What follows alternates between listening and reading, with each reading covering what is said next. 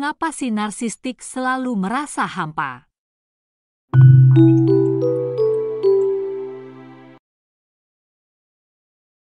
Sangat umum bagi si narsistik untuk bergumul dengan perasaan hampa.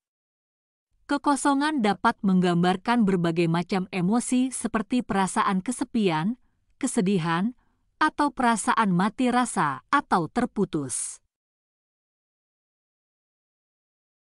Si narsistik bergumul dengan perasaan hampa karena mereka bergantung pada kekaguman orang lain untuk membangun harga diri.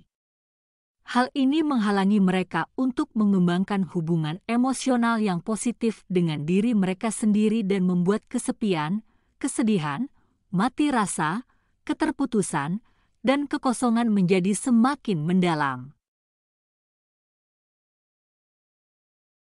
1. Si narsistik merasa hampa karena mengandalkan kekaguman orang lain untuk membangun harga diri. Alasan mengapa si narsistik bergantung pada kekaguman orang lain untuk membangun harga diri dan tidak mampu mengatasi perasaan hampa adalah karena mereka memiliki kecerdasan emosional yang rendah.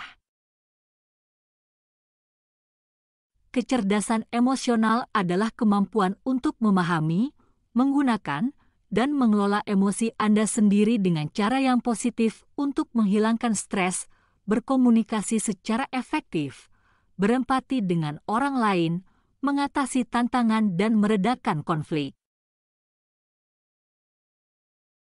Orang yang dianggap cerdas secara emosional mampu mengenali perasaan hampa dan menggunakan bentuk regulasi emosi yang sehat, yaitu kemampuan untuk mengendalikan keadaan emosi sendiri untuk mengatasinya. 2. Si narsistik bergantung pada kekaguman orang lain karena mereka memiliki kecerdasan emosional yang rendah. Kita dapat menelusuri rendahnya kecerdasan emosional seorang narsistik sejak masa kanak-kanaknya.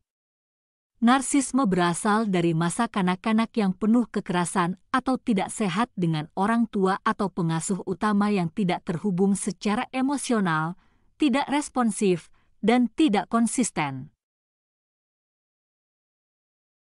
Pola asuh masa kanak-kanak yang penuh kekerasan atau tidak sehat tidak selalu berarti bahwa anak tersebut memiliki pengasuh utama yang melakukan kekerasan fisik, misalnya menampar, meninju, memukul. Kadang mereka mempunyai masa kanak-kanak yang tidak sehat karena ketersediaan emosional, daya tanggap, dan konsistensi pengasuh utama mereka yang tidak sehat, misalnya terlalu memanjakan, terlalu protektif, tidak adanya batasan. Hal ini penting untuk diingat karena kita sering mengasosiasikan istilah kasar atau tidak sehat dengan kekerasan fisik atau bentuk kekerasan emosional yang lebih jelas seperti invalidasi, devaluasi, degradasi, atau penghinaan. Namun realitasnya tidak selalu demikian. 3. Si narsistik memiliki kecerdasan emosional yang rendah karena pola asuhan masa kecilnya. Ketika seorang anak tidak memiliki pengasuh utama yang tersedia secara emosional, tidak responsif, dan tidak konsisten, mereka tidak bisa mendapatkan validasi, kekaguman, dan kepastian yang mereka perlukan untuk mengembangkan kesadaran diri yang realistis dan memiliki perkembangan kognitif yang sehat. Hal ini karena pengabaian yang dialami anak menghalangi mereka untuk memiliki pikiran, perasaan, emosi, dan kebutuhannya dengan baik. Konsep mirroring melibatkan refleksi orang tua atas ekspresi pikiran, perasaan, dan emosi anak. Ketika seorang anak memiliki cerminan orang tua yang sehat sepanjang tahap perkembangannya, bentuk validasi, kekaguman, dan kepastian yang sehat yang mereka terima akan terinternalisasi dan anak memasuki masa dewasa dengan penerimaan diri dan kesadaran diri. Tanpa cerminan orang tua yang sehat, seorang anak dibiarkan memikirkan sendiri lingkungan internal dan eksternalnya. Selain itu, pengabaian yang dialami oleh seorang anak menghancurkan harga diri mereka dan menyebabkan mereka mengembangkan persepsi diri yang sangat negatif, yaitu mengenai pandangan seseorang terhadap dirinya sendiri atau terhadap atribut mental atau fisik apapun yang membentuk dirinya. Disinilah kisah seorang narsistik menjadi sangat menyedihkan, tetapi penting bagi Anda untuk mengingat bahwa pola asuh mereka yang bermasalah bukanlah alasan untuk perilaku mereka. Reaksi mereka, yaitu persepsi diri negatif yang dikembangkan oleh si narsistik lah yang membuat mereka merasa tidak dicintai, tidak diinginkan, lemah, tidak berharga, tidak mampu, dan selanjutnya, hampa. 4. Pengasuh utama yang lalai memaksa mereka mencari kekaguman dari orang lain. Sayangnya, tidak banyak yang dapat dilakukan oleh si narsistik untuk mengatasi harga diri yang rendah dan persepsi diri yang negatif karena rendahnya kecerdasan emosional yang mereka peroleh dari perkembangan kognitif yang tidak sehat.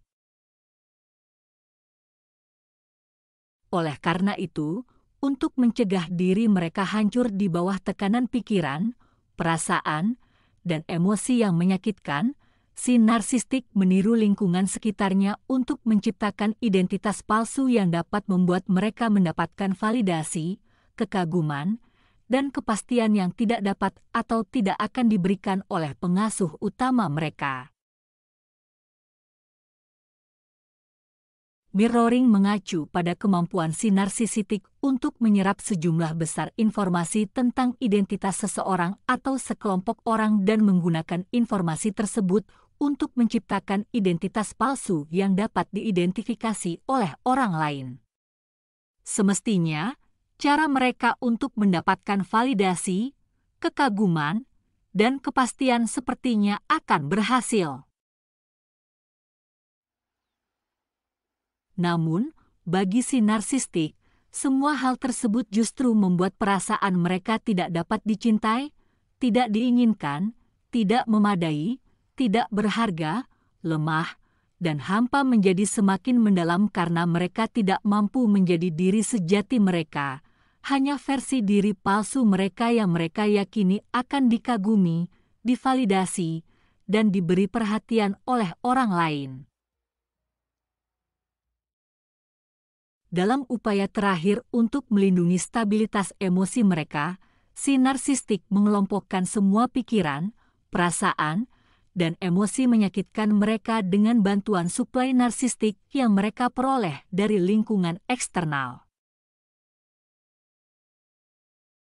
Mereka dikutuk seumur hidup dalam mengejar suplai narsistik yang tidak ada habisnya, yaitu validasi, kekaguman, kepastian, kekuatan, dan kendali yang mereka terima dari lingkungan eksternal mereka untuk menjaga agar semua pikiran, perasaan, dan emosi yang menyakitkan tetap ditekan, dan itu adalah mengapa mereka merasa begitu hampa di dalam. Jadi, si narsistik bergumul dengan perasaan hampa karena mereka bergantung pada kekaguman orang lain untuk membangun harga diri. Meskipun mereka berhasil menunjukkan wajah bahagia di depan umum, sangat umum bagi si narsistik untuk berjuang melawan perasaan hampa di balik pintu tertutup. Ketergantungan si narsistik pada kekaguman orang lain menghalangi mereka mengembangkan hubungan emosional yang positif dengan diri mereka sendiri dan membuat kesepian, kesedihan, mati rasa, keterputusan, kekosongan menjadi semakin mendalam.